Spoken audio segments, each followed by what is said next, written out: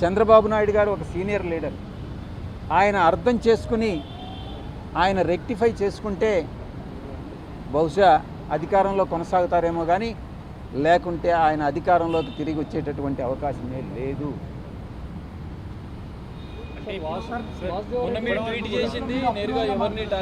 నేను ఒకటే చెప్తా ఉండా, ఎవరైతే తెలుగుదేశం పార్టీకి వ్యతిరేకంగా మాట్లాడతారో ఆ వ్యతిరేకంగా మాట్లాడినప్పుడు వైఎస్ఆర్సీపీ వాళ్ళు చప్పట్లు కొడతారు. వైఎస్ఆర్సీపీని వ్యతిరేకంగా మాట్లాడినప్పుడు తెలుగుదేశం వాళ్ళు చప్పట్లు కొడతారు. నాకు ఏ చప్పట్లు వద్దు. మధ్య మార్గంగా నేను ఒక దారిని ఎంచుకోదలుచుకున్నా. నా దారే నేను రహదారిగా చేసుకుంటా.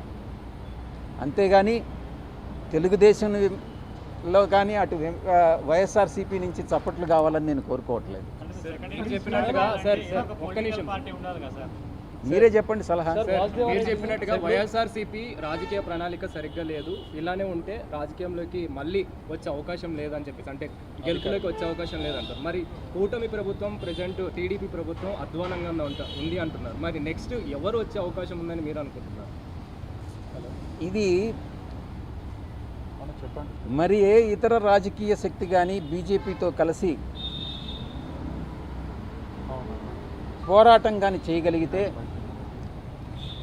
నరేంద్ర మోడీ గారు ఈరోజు ప్రపంచంలోనే ఒక మంచి ఉత్తమ ప్రధానిగా, అటు దేశీయంగా కానీ అంతర్జాతీయంగా కానీ ప్రతి ఒక్క విషయంలో కూడా ఆయన చాలా చాలా చాలా సమర్థవంతంగా ఆయన హ్యాండిల్ చేస్తూ ఉన్నారు. ఆంధ్ర రాష్ట్రంలో కూడా అటువంటి ఒక రాజకీయ శక్తి